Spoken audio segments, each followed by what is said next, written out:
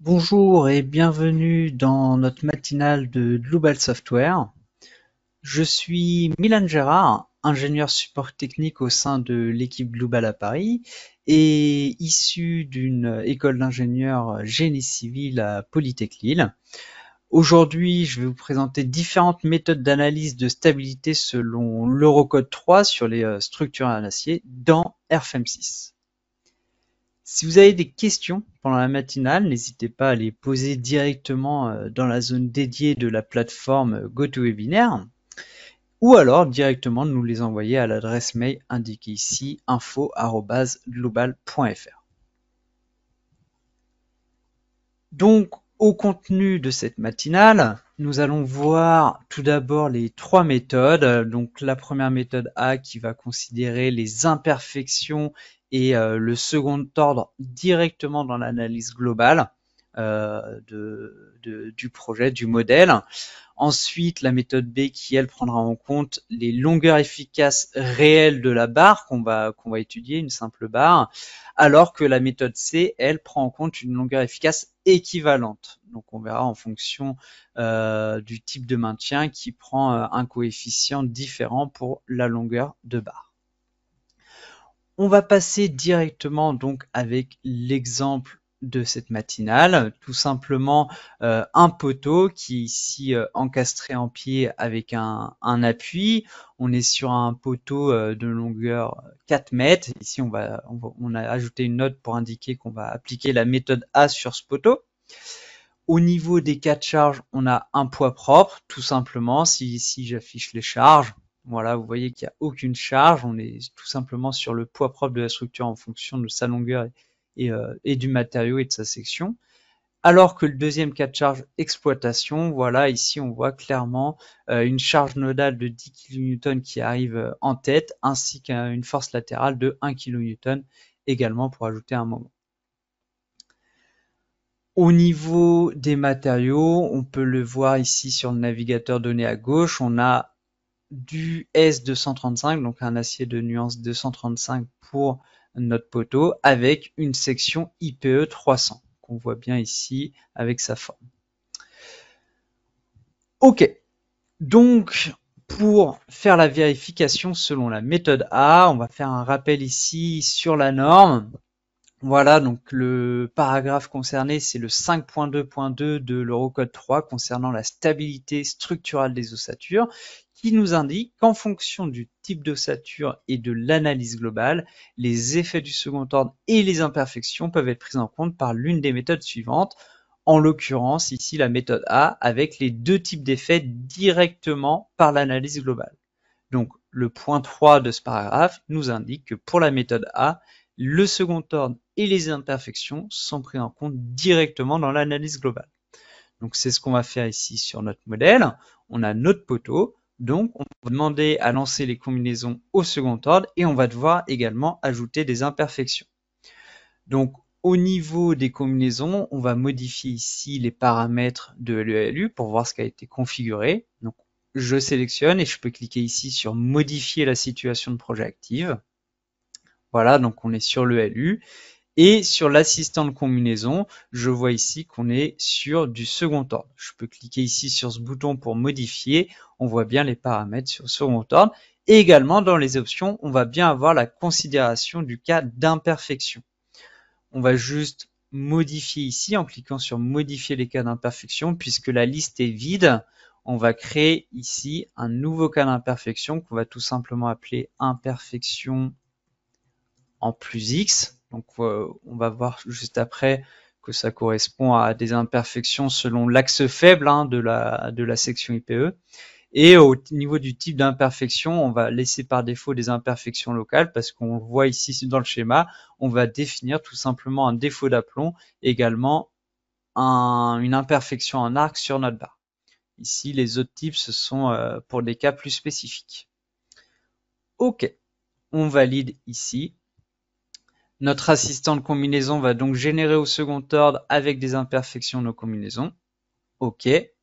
On peut juste ici cliquer sur non défini par l'utilisateur pour bien montrer qu'ici on applique la méthode A. Ok. Et dans combinaison de charges, ici le dernier onglet, j'ai une combinaison avec seulement le poids propre et une combinaison avec le poids propre et la charge d'exploitation avec les bons coefficients. Et je vois bien que j'ai du second ordre et les imperfections qui sont pris en compte dans les deux cas.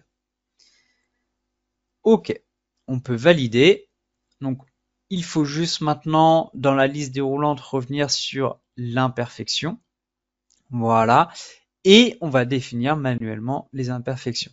Donc c'est à côté, dans la barre d'outils de création de nouvelles charges, vous avez une dernière icône où vous pouvez choisir les nouvelles imperfections de barre. Donc vous voyez également donc l'imperfection en plus X qui correspond à cet axe global ici, ça correspondra bien à une imperfection selon l'axe faible de notre poteau ici. Donc on clique sur nouvelle imperfection de barre. OK. On va cliquer sur défaut d'aplomb initial. On verra les autres types après. Le type de définition, on en a plusieurs, hein, relatif ou absolu pour définir directement manuellement, mais aussi selon différentes normes. Et on va avoir notre bonne référence ici selon l'Eurocode 3. Donc je sélectionne ici. Je prends bien le système de coordonnées global avec la direction d'imperfection en X comme j'ai voulu le définir. Donc voilà pour les paramètres de la catégorie d'imperfection. Et ensuite, les paramètres de cette imperfection, ils sont définis par défaut à 1 sur 200. Donc ça, c'est selon la norme. La hauteur de la structure, on va la définir. Ici, je peux soit sélectionner graphiquement la longueur de référence à l'aide de 2 points, ou soit directement sélectionner graphiquement depuis une barre. Donc je vais sélectionner cette option, je clique dessus et je sélectionne ma barre ici. OK.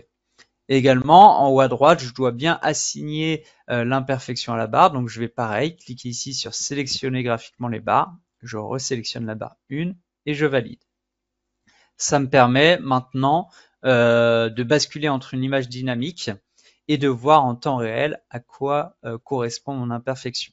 Voilà, donc là ici, je vois mon imperfection qui s'applique bien en tête de mon poteau. Et je vais laisser ici le nombre de poteaux dans une file égale à 1, puisqu'on a juste un poteau à étudier localement. On va cliquer sur appliquer et suivant. Voilà, donc là ça réinitialise. Je vais resélectionner ma barre 1, donc j'ai juste à taper le numéro 1 ici dans la barre, dans la zone dédiée. Et au niveau du type d'imperfection, je vais prendre imperfection en arc initial. Voilà. Selon l'Eurocode 3, toujours selon le repère global et dans la direction X. Donc tout ça c'est bon. Et maintenant dans les paramètres, je vois que j'ai juste deux paramètres par défaut, élastique ou plastique. On va laisser sur plastique.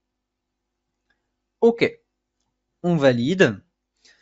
On a donc ici, je peux afficher les imperfections et également lors d'une combinaison, j'ai bien les imperfections plus les charges, tout ça pris en compte au second ordre. Avant de lancer le calcul, je dois vérifier les hypothèses pour l'Eurocode 3. Donc là, je viens dans le tableau ici, vérification de l'acier. Et j'ai bien ici un rappel sur mes combinaisons. Ce tableau vérification de l'acier, il apparaît lorsque vous activez le module dans les données de base. Donc vous pouvez aller dans le menu fichier, données de base ou directement le raccourci ici, données de base. Donc je clique dessus pour avoir accès au module. Voilà. Donc, le deuxième onglet module, on voit ici le module vérification de l'acier qui est bien activé. Et dans l'onglet norme 1, je peux vérifier que je suis bien sur l'Eurocode 3 avec, par exemple, ici, l'annexe nationale française. Voilà. Donc, c'est grâce à cette activation que vous avez ici accès au tableau vérification de l'acier. Et on va vérifier les paramètres pour le LU. Donc, dans l'onglet configuration pour le LU, on peut double-cliquer sur la première ligne par défaut. Et nous, ici, on va désactiver l'analyse de stabilité, puisque la méthode A ne prend pas en compte l'analyse de stabilité selon 6.3 qui s'active ici. Donc ici, on va bien redéfinir que cette configuration concerne la méthode A. Voilà, ça permet de facilement se repérer. Et par contre, vous voyez qu'ici, la dernière option dans les paramètres, dans l'onglet général, c'est concernant l'analyse de stabilité avec les efforts internes du second ordre. Et on nous demande d'activer, d'utiliser le coefficient gamma M1 pour déterminer la résistance de la section. Donc en effet, il faut bien l'activer. On peut le vérifier. Donc si je valide dans le matériau, je double-clique sur mon matériau. dans l'onglet vérification de l'acier, voilà, je retrouve ce fameux coefficient gamma M1 concernant la résistance des barres en échec de stabilité. En fait, ce coefficient est égal à 1, donc ça n'aurait pas eu d'incidence si vous n'aviez pas activé l'option dans les configurations pour le LU, mais en bonne et due forme, voilà ce qu'il faut faire pour bien prendre en compte ce coefficient. Il va pouvoir changer, par exemple, pour d'autres annexes nationales, par exemple. OK. On va pouvoir lancer le calcul. Je peux directement soit lancer ici, afficher les résultats pour vérification de l'acier, ou alors dans la barre d'outils ici, je peux demander le calcul de la vérification de l'acier. Voilà. Donc il lance tout d'abord le maillage sur mon modèle. Ensuite, il calcule les deux combinaisons qui ont été générées. Et ensuite, les résultats du module vérification acier. On a donc le ratio ici sur l'ensemble de la barre sous forme de graphique et également dans le tableau avec le maximum à 0,23 ici concernant la flexion autour de l'axe Z, l'effort normal et le cisaillement selon l'Eurocode 3 avec une vérification plastique. Si vous double-cliquez sur la formule, vous avez accès à tout le détail, toutes les valeurs de vérification. On nous explique ici que l'effort tranchant, par exemple, est négligé car il est inférieur à 50% de la résistance à l'effort tranchant. Ensuite, on a le détail, par exemple, ici de l'effort normal plastique, le moment plastique ici résistant également. On nous indique qu'il n'y aura aucun effet de l'effort normal sur le calcul de la résistance en flexion, donc que le ratio final correspond uniquement au moment agissant par rapport au moment plastique de résistance. Donc ici, le moment agissant, il est de 6,77 et du coup, ça nous donne un ratio de 23%. Voilà, on va pouvoir comparer après ces valeurs aux autres méthodes. On va donc passer à la méthode B. Avec ici le détail sur la méthode B en revenant sur ce paragraphe 5.2.2, où cette fois-ci, la méthode prendra en compte en partie l'analyse globale et en partie des vérifications de stabilité individuelles des barres conformément à 6.3. Donc, on aura le second ordre pris en compte dans l'analyse globale et les imperfections éventuelles pris en compte par la méthode 6.3 pour l'analyse de stabilité. Donc, on va l'appliquer ici sur notre modèle. On va par exemple se remettre sur le cas de charge 2 pour pouvoir copier-coller ici avec les charges notre poteau. Donc je vais tout sélectionner, je peux faire CTRL A ou alors faire une sélection lasso ici de l'ensemble de mon modèle avec les charges. Je peux cliquer ici sur déplacer, copier les objets sélectionnés. On va activer une copie et par exemple en X, on va décaler tout cela de 3 mètres. Voilà, ça me permet d'avoir le même poteau, les mêmes appuis, les mêmes charges, etc. Je vais juste bien renommer ici la note pour mettre méthode B. OK, pour pouvoir comparer facilement. Donc les combinaisons qui vont être utilisées pour les deux poteaux, ce sera toujours du second ordre. Donc si je viens ici dans le tableau 4 charges et combinaisons, dans l'onglet situation de projet, alors ici je ne l'avais pas renommé, mais je peux mettre que cela correspond à la méthode A et B. Donc le second ordre, ça correspond à la méthode A et B. Pour les imperfections, donc pareil, je reviens dans le tableau ici, imperfection de barre, et je vais appliquer uniquement le défaut d'aplomb pour l'autre barre. Donc ici, je peux sélectionner graphiquement les barres. On a déjà la barre 1, on va ajouter la barre 2. OK. Je peux afficher ici des imperfections. Donc, on a bien le défaut d'aplomb pour les deux barres. Par contre, l'imperfection en arc, on va la laisser uniquement pour la barre 1, pas pour la barre 2. Puisqu'on va cette fois-ci utiliser la méthode de la barre, selon 6.3. OK. Au niveau de la vérification de l'acier, on peut sélectionner ici dans le tableau. Et ici, on va créer une nouvelle configuration pour le LU qui va s'appeler donc méthode B. OK. qui va s'appliquer pour la barre 2. Donc j'ai tout simplement indiqué la barre 2 dans la barre, voilà, dans la colonne. Je double-clique sur la ligne. Et ici, par défaut, en effet, on a l'activation de l'analyse de stabilité. Donc là, on va bien le laisser pour pouvoir faire la vérification sur la méthode 6.3. On voit ici qu'on a, par défaut, c'est bien désactivé le coefficient gamma M1. Et dans l'onglet stabilité, voilà, la méthode de la barre équivalente, ça va bien prendre en compte ici la méthode 6.3 et on va devoir définir ici, c'est ce qui est indiqué, à l'aide de longueurs efficaces. Donc on va devoir définir des longueurs efficaces pour pouvoir prendre en compte correctement l'analyse de stabilité. Ok, on valide. Et donc, les longueurs efficaces, on pourra les définir ici directement à l'aide du navigateur donné à gauche dans Type pour la vérification de l'acier. Donc, on peut faire un clic droit sur longueur efficace, nouvelle longueur efficace.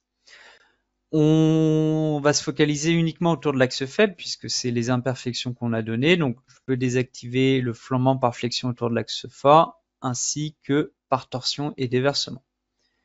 OK. Et au niveau des appuis nodaux, on a les conditions de maintien ici en début de barre et en fin de barre. Pour voir le rendu direct, je peux faire comme tout à l'heure pour les imperfections. Je vais sélectionner graphiquement mon objet. Je prends la barre 2 comme référence. Je valide OK. Et je peux cliquer ici en bas à droite sur basculer entre une image dynamique et statique. Voilà. Je vois ici que j'ai une condition d'appui en pied et en tête, alors qu'en tête, normalement, je dois être libéré. C'est ce que je vais faire ici. Je sélectionne la fin et je clique sur aucun. Voilà, je vois en temps réel la modification et le type de maintien que je veux pour ma vérification de flambement. Et ce que m'indique la norme pour la méthode B, c'est que je dois prendre en compte la longueur réelle. Donc ici, si je passe en valeur absolue, je vais bien laisser la longueur de la barre à 4 mètres, donc qui correspond à un coefficient de 1 pour le facteur de longueur efficace. Ok, je valide. Ici, je peux faire un clic droit, je vais remodifier ma longueur efficace. Je vais juste renommer ici longueur réelle pour pouvoir la comparer tout à l'heure avec l'autre longueur équivalente. Voilà. On peut lancer le calcul de la vérification de l'acier. Donc, il va recalculer les combinaisons puisqu'on a une autre barre en plus cette fois-ci. Et la vérification de l'acier pour les deux barres. Voilà, donc on retourne sur les ratios. Ici, je vais sélectionner un autre tableau, l'avant-dernier onglet, ici, ratio de vérification par barre. Ça me permet de voir tous les ratios pour ma barre 1 et pour ma barre 2 séparément. Donc là, j'avais bien le ratio de 0,23 de tout à l'heure pour ma barre 1. Et pour ma barre 2, j'ai un ratio de 0,215. Ici, selon la stabilité, flexion autour des axes principaux. Donc si je double-clique dessus, je vais voir le détail de ce ratio. Donc là, vous voyez, il y a beaucoup plus de détails de calcul qui correspond à la vérification selon 6.3. Si je descends un peu pour avoir la finalité de la formule de calcul, on voit que ça vérifie selon les deux équations 6.62 pour l'effort normal et le moment fléchissant. Donc l'effort normal ici et le moment fléchissant ici avec un coefficient et une valeur de 6,79 qui correspondait à peu près à ce qu'on avait tout à l'heure de 6,77. Et donc on a le ratio final correspond à une combinaison de ces deux efforts internes, l'effort normal et l'effort, le moment fléchissant. Ok. On va passer maintenant à la dernière méthode qu'on va expliquer ici. Donc la méthode C, pour des cas de base, on va passer par des vérifications de stabilité individuelle de barres équivalentes selon 6.3 en utilisant des longueurs de flambement appropriées au mode global d'instabilité de la structure. Donc le coefficient qu'on va appliquer aux barres, ça va être en fonction du mode global de stabilité ou en fonction de valeurs bien connues de la norme.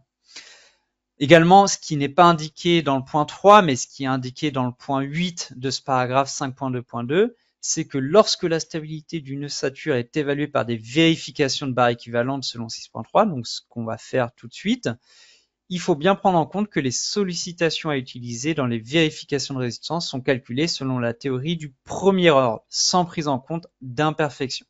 Donc là, cette fois-ci, on ne va pas utiliser d'imperfections et on va bien calculer en géométriquement linéaire. Donc ici, je retourne sur mes barres, je vais sélectionner le cas de charge 2 avec les efforts internes. Je vais sélectionner ici, hop, tout mon poteau, hop, ça va pas pris en compte, voilà. Et je vais copier comme tout à l'heure en conservant les paramètres, voilà.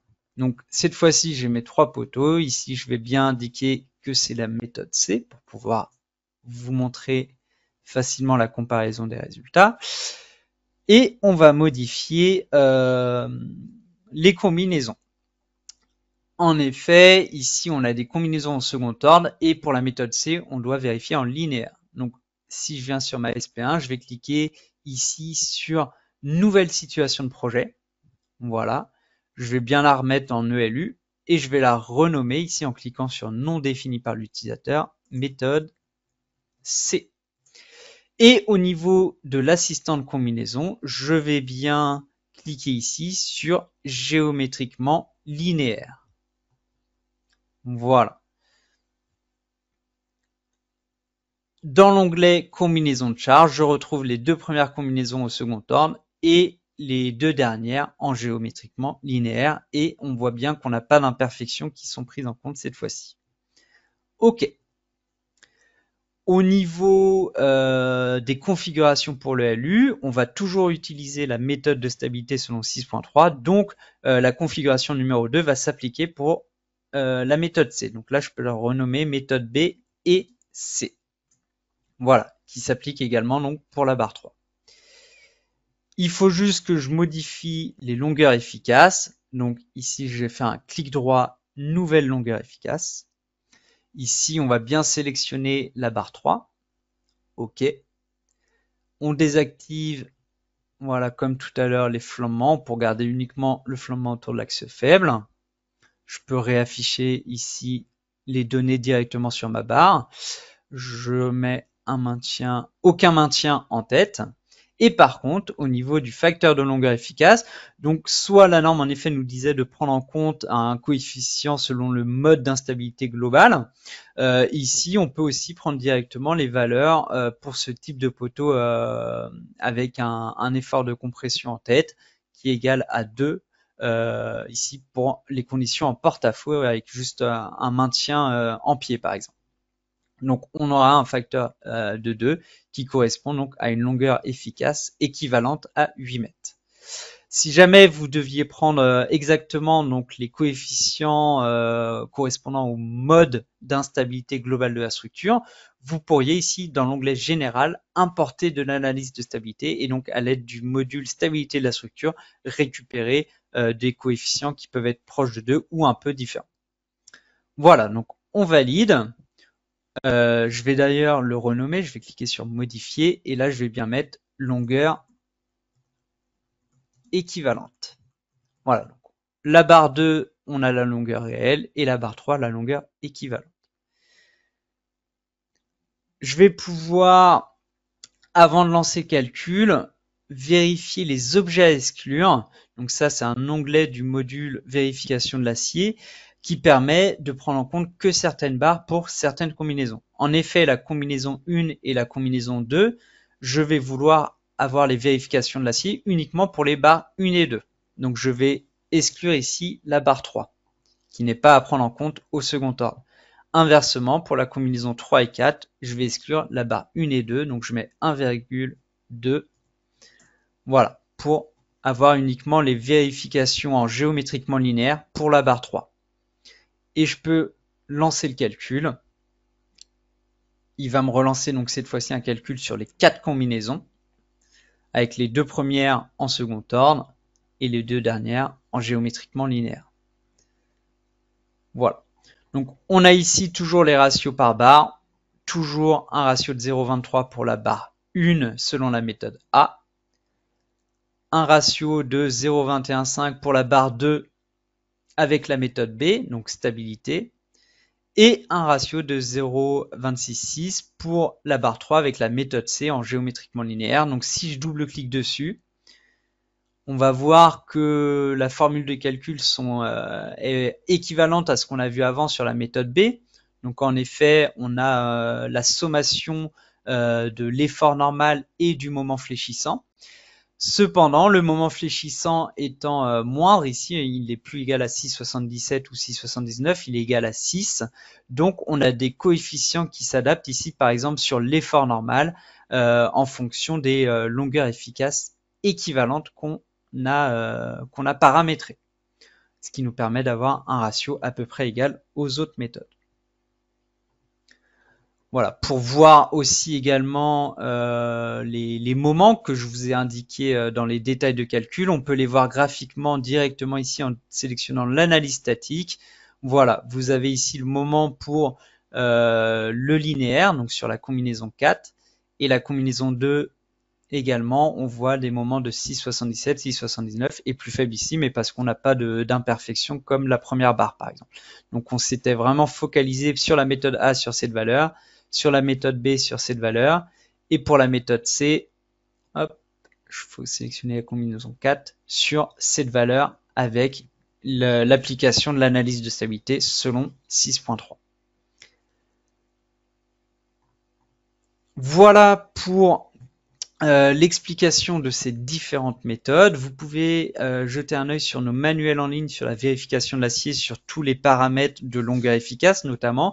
Et sachez que vous pouvez aussi jeter un œil sur le manuel vérification de l'aluminium qui prendra en compte exactement pareil les mêmes critères de vérification de stabilité avec ces trois méthodes. C'est également indiqué dans l'Eurocode 9 par exemple. Sur notre site, n'hésitez pas à vous rendre sur notre outil de géolocalisation pour pouvoir utiliser les cartes de données pour récupérer les zones de vent et de neige, par exemple, aussi nos propriétés de section que vous retrouverez. On a de nombreuses FAQ et bases de connaissances donc, qui ont traité le sujet d'aujourd'hui sur l'analyse de stabilité et les différentes méthodes, et également des modèles à télécharger si besoin. Également sur notre chaîne YouTube, vous retrouverez de nombreux webinaires qui traitent de l'analyse de construction métallique en général, que ce soit sur l'analyse de stabilité ou les assemblages également. Vous avez de nombreuses vidéos. N'hésitez pas, si ce n'est pas déjà fait, à utiliser la version d'essai. C'est la première fois que vous utilisez le logiciel pour essayer directement avec vos modèles.